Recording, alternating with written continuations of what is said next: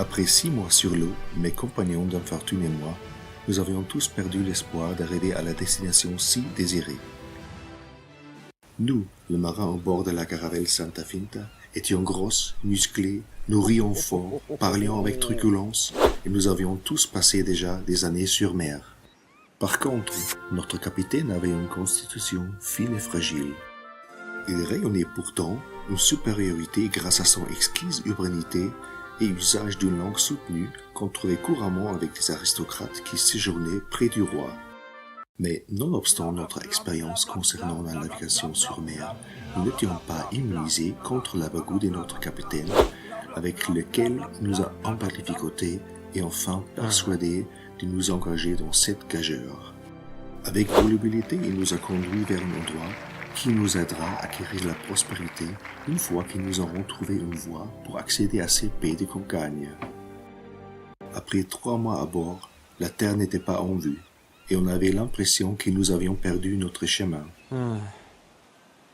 Au lieu de se saluer plein de bonne humeur avec un « oui » puissant, certains échangeaient déjà des coups d'œil inquiétants.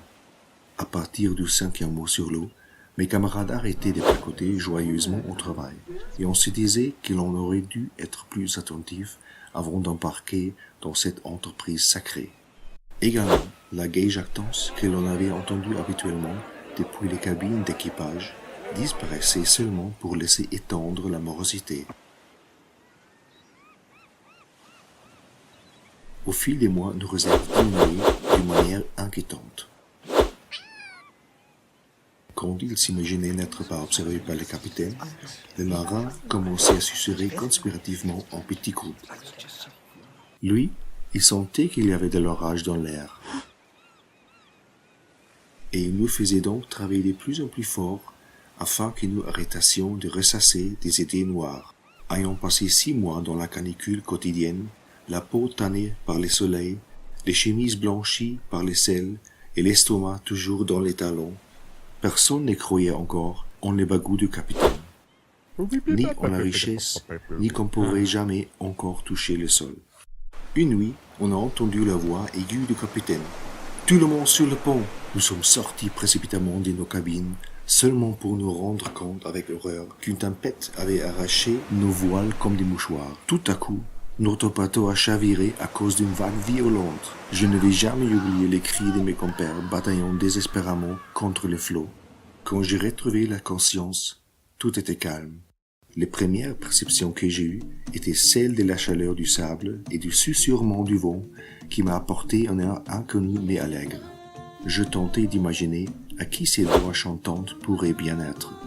Il semblait s'agir d'une voix féminine avec un accent étrange que je n'avais jamais entendu auparavant. En tournant la tête vers un groupe de cahutes situé sous un grand palmier, j'ai aperçu une femme dans la fleur de sa jeunesse. Je savais instamment qu'elle était une griotte, bien respectée dans la société africaine pour rendre visite au petit village, diffusant les nouvelles dans une façon chantante. Elle était accroupie à côté d'une cabane sur laquelle un volubilis avait grimpé. Dans l'ombre des cahutes, elle se reposait avec une deuxième femme de même apparence. En grignotant des griottes, le griotte placotait aimablement. Aussitôt qu'elles m'ont découvert sur la plage, elles ont accouru à mon aide et elles ont été promptes à me proposer de goûter ces délices. Au même moment où je m'apprêtais à croquer les griottes, j'ai ouvert les yeux, tout ébahi.